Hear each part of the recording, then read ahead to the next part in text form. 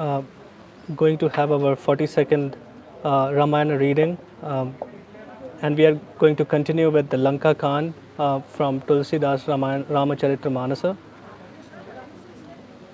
The same gracious Lord who dispatched Hiranyaksha with his brother Hiranyakshipu, as well as the mighty Madhu and Kaitaba, has descended on earth in the person of Sri Rama. Hostility is quite out of the question with him who is the personification of the time spirit, the principle of destruction. A fire to consume the forest in the shape of the wicked, a repository of virtues, and an embodiment of wisdom, and who is adored even by Shiva and Brahma. Giving up all the quarrel with Sri Rama, restore Videha's daughter to him, and worship all the merciful who has a most loving disposition. His words stung Ravana like shafts. After, wretch, with your accursed face, if it were not for your age, I would have finished in himself that the all merciful has made up his mind to kill him.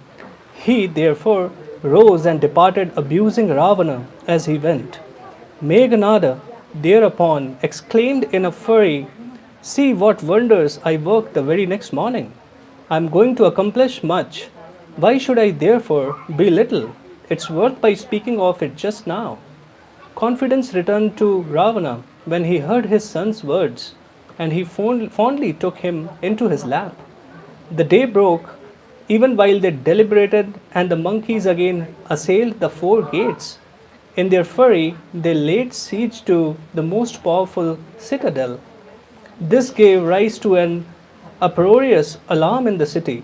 The demons darted forward with their weapons of every description and hurled down mountain peaks from the ramparts. The demons hurled mountain peaks and myriads and fired bomb shells of every description, which came roaring like a crash of thunder, while the contending warriors roared like the clouds on the day of universal destruction. Fierce monkey warriors combated with their adversaries and had their bodies severely wounded and badly battered. Yet they languished not. Seizing rocks, they hurled them against the fort, and the demons fell to them wherever they stood. When Meghanada heard that the monkeys had come and besieged the fort again, the hero tore down the fort and sallied forth with beat of drum to meet the enemy face to face.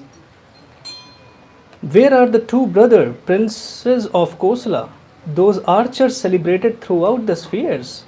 Where are Nala, Nila, Dvivida, and Sugriva, as well as Angada and Hanuman, the most powerful of all? Where is Vibhishana, the traitor to his own brother? I will kill them all today, and him, Vibhishana, too, at all events. So saying, he fitted sharp arrows to his bow, and excess of fury drew the string up to his ear. Presently he started discharging a volley of arrows that flew like so many winged serpents. Everywhere monkeys were seen falling to the ground. At that time there was none who would dare to face him. Bears and monkeys fled in every direction. None had any desire left to continue the fight. Not a single monkey or bear was to be seen on the field whom he had left with anything but life. He struck his opponents with 10 arrows each, and the monkey warriors dropped to the ground. Meghanada, who was powerful as he was staunch in fight, now roared like a lion.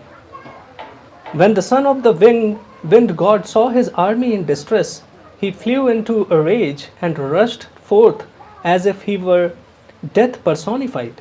He forthwith uprooted a huge rock and hurled it at Meghanada with great fury. When he saw the rock coming towards him, he mounted up into the air, leaving his car, chariot, tear, and horses perish. Again and again did Hanuman challenge him to a duel, but the demon dared not come nearer, for he knew the monkey's real strength.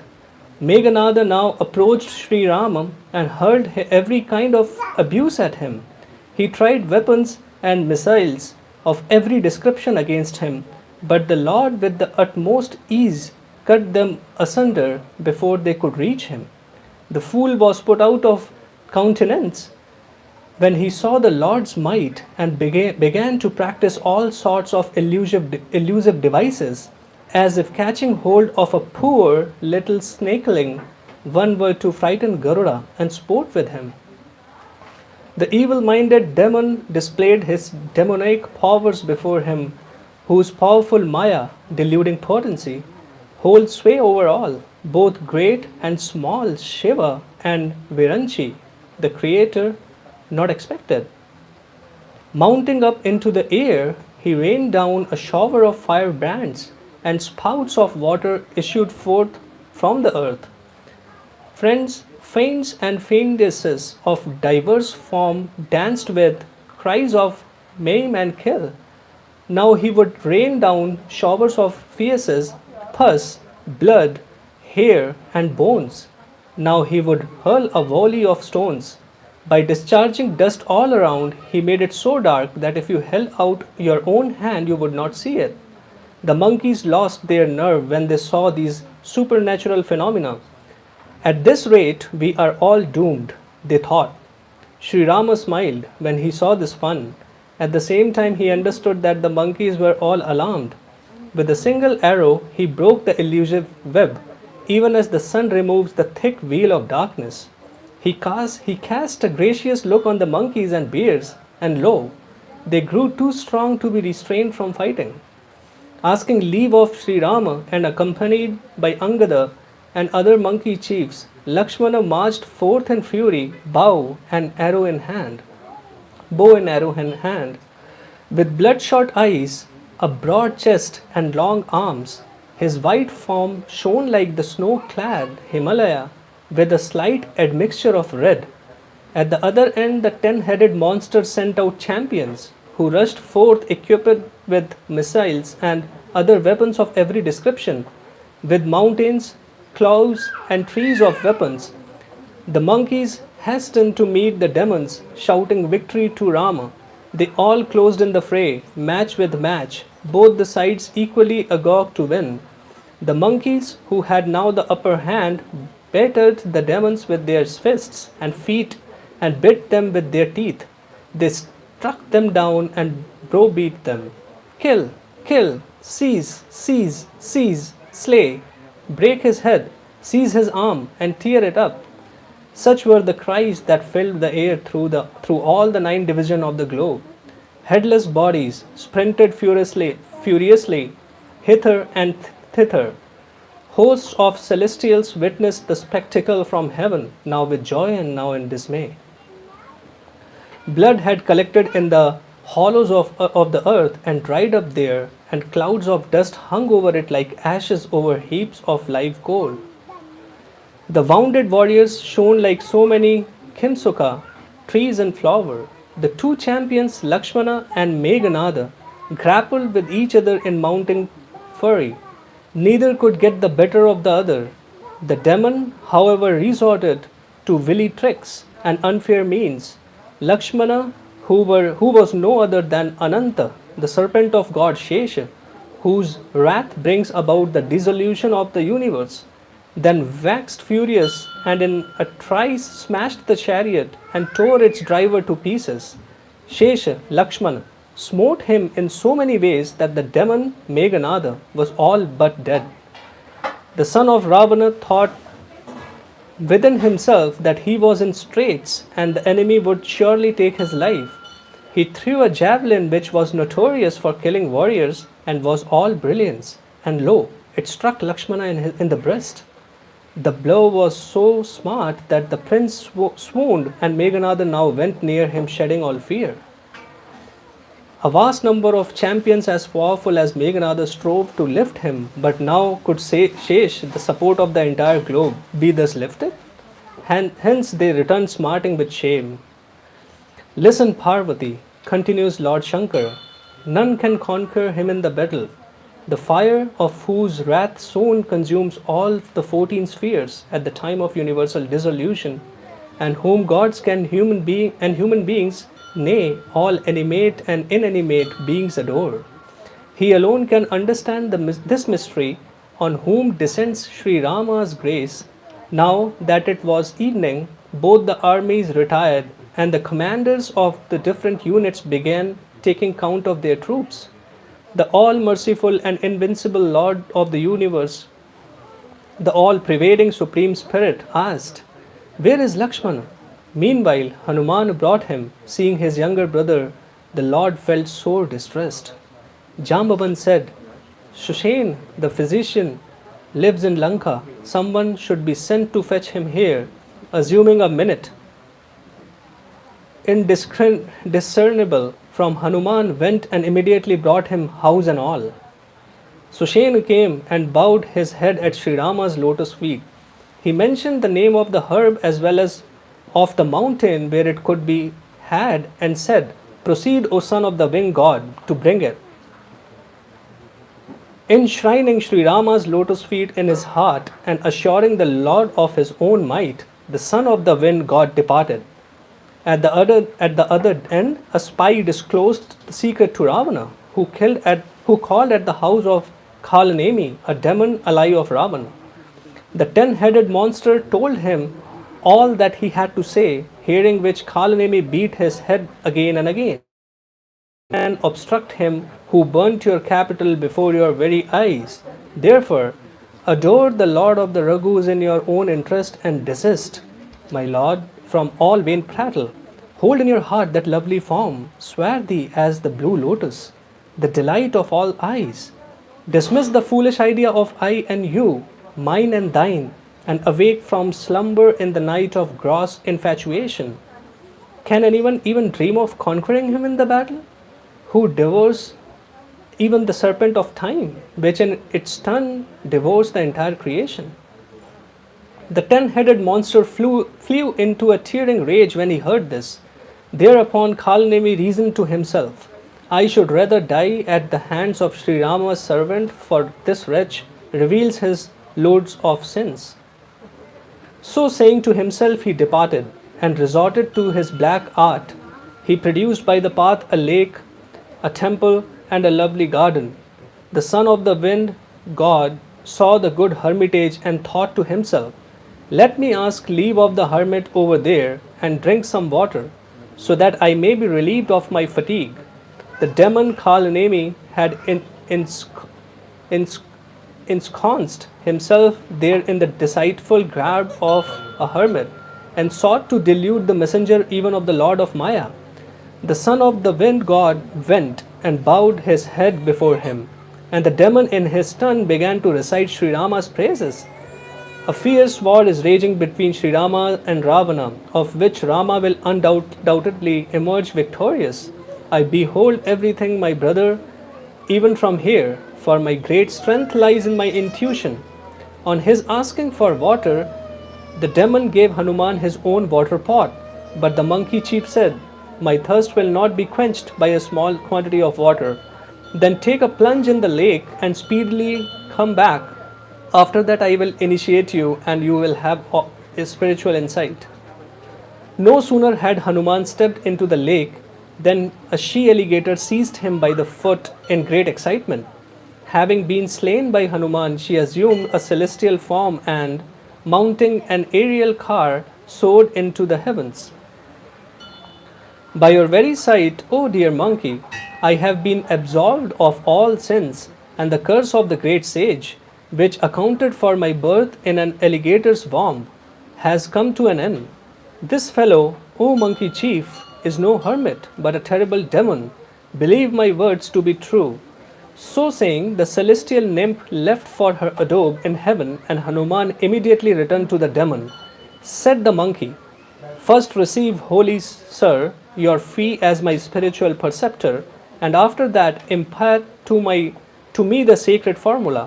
Hanuman then twisted his tail round the hermit's head and knocked him down, and he appeared in his original form at the moment of his death and gave up the ghost while muttering, "Rama, Rama." Hanuman was delighted at heart to hear this name and proceeded on his journey. He found the mountain but failed to single out the herb prescribed by Sushen. He therefore lost no time in uprooting the mount itself.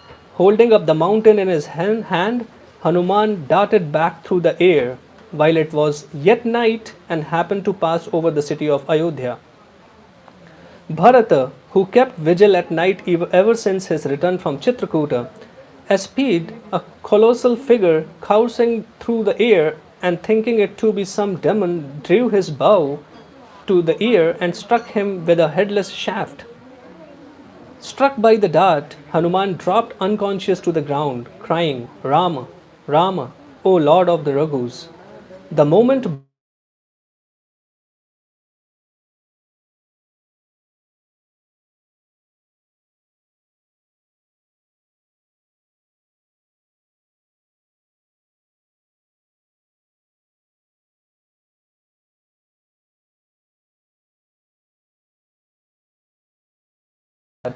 and his eyes full of tears, he spoke the following words.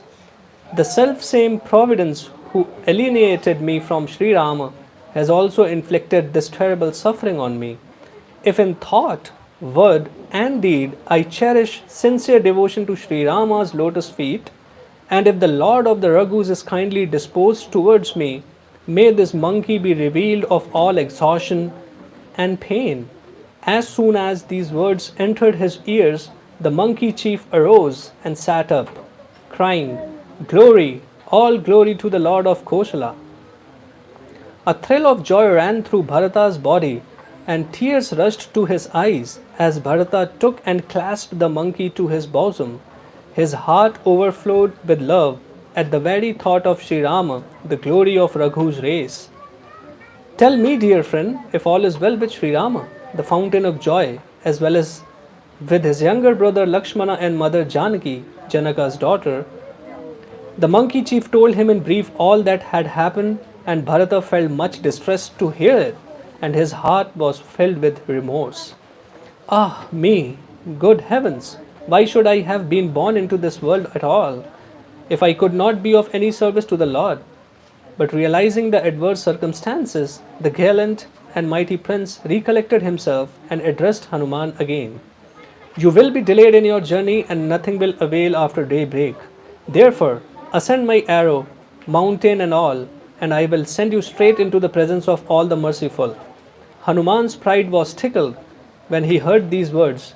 How will the arrow fly with my weight? He thought. Then recalling Sri Rama's glory, he bowed at Bharata's feet and spoke with joined palms.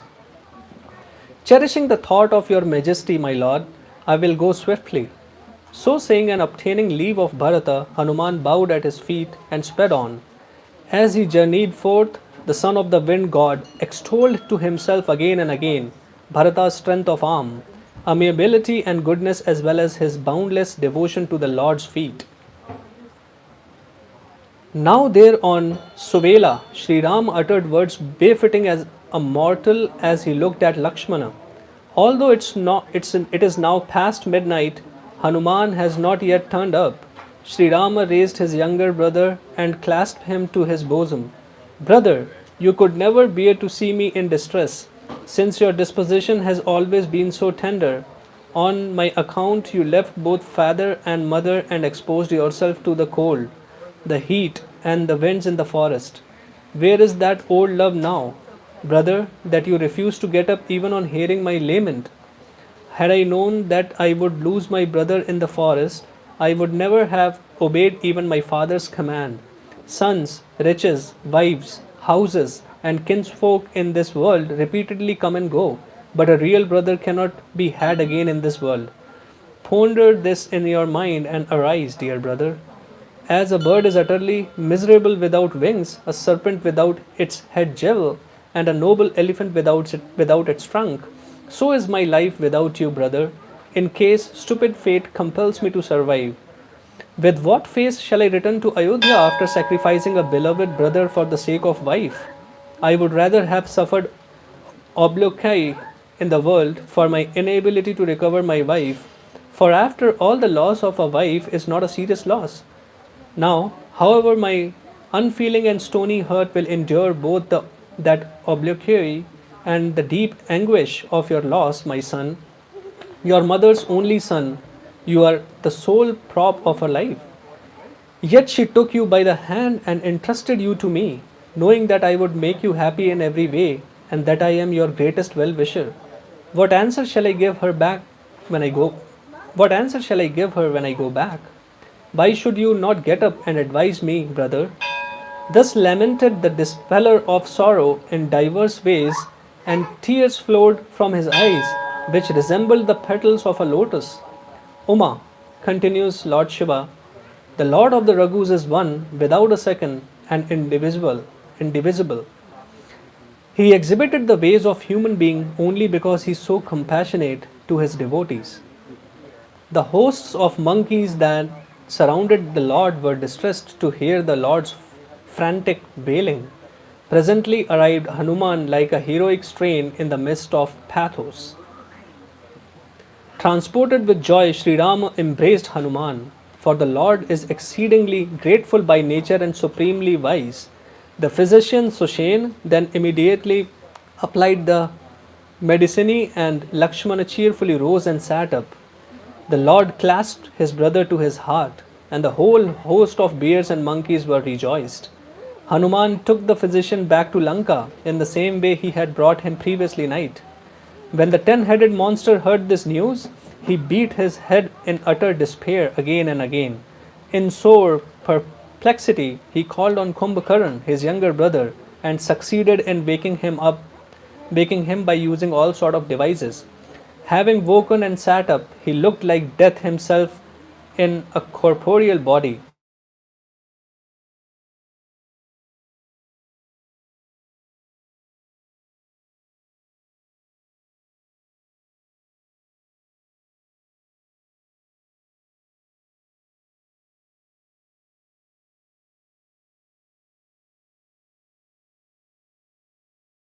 Narantaka, the devourer of men, the mighty champions Atikaya of enormous size, and Akampana, who never trembles in fear, and other heroes like Mahodara, the big bellied, so staunch in battle, have all fallen on the field of battle. On hearing the words of his 10-headed brother, Kumbhakarna felt very sorry, having carried off the mother of the universe. O fool, you still accept good out of it? You have not acted well, O demon king, and now why have you come and woke me up? Yet, abandoning pride, worship Sri Rama, and you will be blessed. Can the Lord of Raghus, O 10-headed Ravana, be a man who has couriers like Hanuman? Alas, brother, you acted unwisely in that you did not break this news to me earlier. You have courted war with the divinity who has for his servants gods like Shiva and Viranchi, the creator. I would have confided to you the secret which the sage Narada had once imparted to me, but the time has passed. Squeeze me, brother, in close embrace now. I may go now and bless my eyes with the sight of the Lord, who has a swarthy complexion and lotus like eyes, and who relieves the threefold agony of his devotees. As he thought of Sri Rama's beauty and virtues, he forgot himself for a moment. In the meantime, Ravana requisitioned for his consumption myriads of jars full of wine and a whole herd of buffaloes. Having feasted on the buffaloes and drunk of the wine, Kumbhakaran rode like a crash of lightning. Heavily drunk and full of passion for war, he sallied forth from the fort without any troops. When Vibhishana saw him, he came forward and falling at his feet, told him his name. Kumbhakarna in his turn lifted his younger brother and clasped him to his bosom. He was delighted at heart to know that his brother was a devotee of Sri Rama, the Lord of Raghus. Dear brother, Ravana spurned me with his foot when he gave him a most salutary advice and told him my view. Disgusted with such treatment, I came away to Sri Rama, and the Lord's heart was drawn towards me when he perceived my distress. Listen, my son, Ravana is in the clutches of death and would not listen even to the best advice at this stage. Thrice blessed are you, Vibhishana. You have proved to be the ornament of the demon race. Brother, you have brought glory to our line by adoring Sri Rama, that ocean of beauty and felicity. In thought, word, and deed, you should guilelessly adore Sri Rama, who is staunch in battle. Now leave me, for doomed as I am to death. Brother, I can no longer distinguish between friend and foe. On hearing the words of his brother Kumbhakarna, Vibhishan turned back and came into the presence of Sri Rama, the ornament of three spheres. My lord, here comes Kumbhakarna, possessed of a body huge as a mountain and staunch in battle. The moment the mighty monkeys heard this, they rushed forth crying with joy. They plucked up trees and mountains and hurled them against Kumbhakarna, gnashing their teeth all the while. The bears and monkeys threw myriads of mountain peaks at him each time, but neither he felt daunted in spirit nor did he stir from his position in spite of the best effort on the part of the monkeys to push him back, even like an elephant pelted with the fruits of the sun plant. Thereupon Hanuman struck him with his fist, and he fell to the earth, beating his head in great confusion.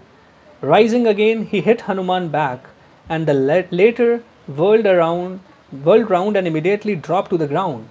Next, he overthrew Nala and Neela upon the ground and knocked down the warriors here, there, and everywhere. The monkey host stampeded in utter dismay, none dared face him. Having rendered unconscious Angada and the other principal monkeys, including Sugriv, Kumbhakaran, who was of unbounded might, nay, the very perfection of strength, pressed the king of the monkeys under his armpit and went off.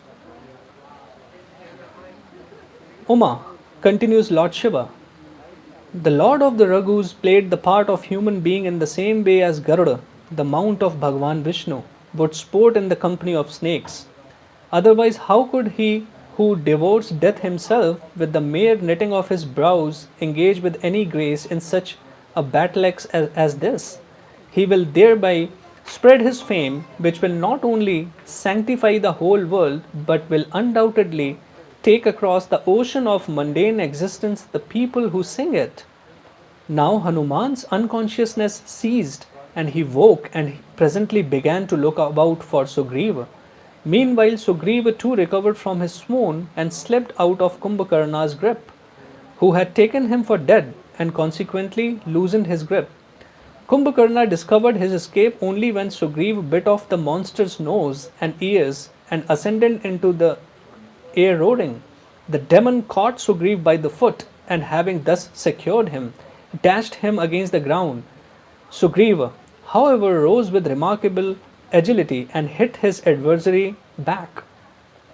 The mighty hero Sugriva then returned into the Lord's presence, shouting, Glory, glory, all glory to the merciful Lord. Kumbhakarna felt sick at heart when he realized that he had been deprived of his nose and ears and turned back in a fury.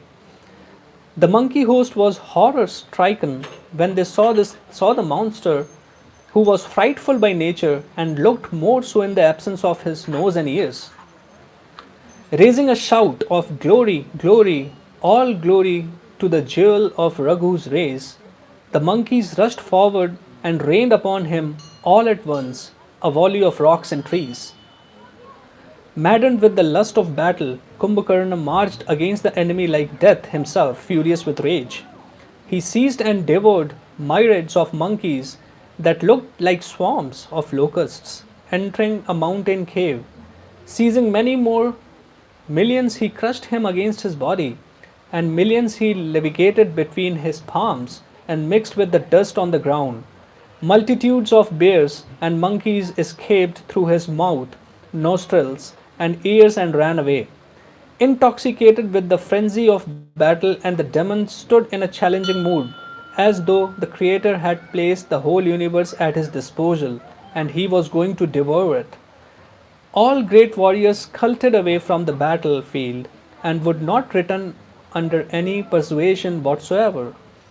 They could neither see with their eyes nor hear any call. The demon hosts also sallied forth when they learnt that Kumbhakarna had dispersed the monkey army. Sri Rama saw the discomfiture of his forces and further perceived all kinds of enemy reinforcements pouring in. Listen, Sugriva, Vibhishana, and Lakshmana. Take care of the army while I test the might and manpower of this wretch, said the lotus eyed lord. Taking his famous bow, known by the name of Saranga, in his hand and with a quiver fastened to his waist, the lord of the Raghus went forth to crush the enemy's ranks. The Lord first twanged his bow. The Lord first twanged his bow. The sound was so piercing that the enemy host was deafened to hear it. Sri Rama, of unfailing resolve, discharged 100,000 arrows, which sped like winged cobras. Numerous arrows flew in every direction. Fierce demon warriors began to be mowed down. Feet, chest, head, and arms were dismembered, while many a hero was cut into 100 pieces. Whirling round and round, the wounded fell to the ground. The champions among them rose, and recovering themselves, would join battle again. They thundered like clouds even as the arrows struck them, while many of them took to flight at the very sight of the terrible arrows. Headless trunks rushed fiercely on with the cries of seize, seize, kill, kill. In a trice, the Lord's arrows mowed down the terrible demon host. All the arrows then made their way back to Sri Rama's quiver. When Kumbhakarna perceived and realized that the demon army had been wiped out in an instant, the formidable hero flew into a violent rage and gave a grim roar as that of a lion, the king of beasts. In his fury, he tore up mountains by the roots and dashed them upon detachments of mighty monkey warriors. The Lord saw the huge mountains coming and shattered them with his arrows into dust, as it were. The Lord of Raghus once more pulled the strings of his bow and indignantly discharged a volley of his exceedingly terrible shafts. The arrows entered and passed through his body like flashes of lightning disappearing into a cloud. Blood gushing out from his dark figure resembled spouts of red ochre shooting from a mountain of soot. Perceiving him in fluster, bears and monkeys dashed forward. The monster, however, laughed when the monkeys drew near. He burst into a terrible roar and, seizing millions and millions of monkeys, dashed them to the ground like a huge elephant, swearing by his 10-headed brother the while.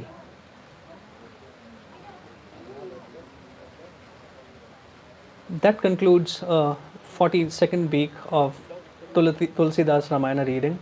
And next Saturday we'll be continuing with 43rd week. Thank you for listening and joining. Namaste. Om.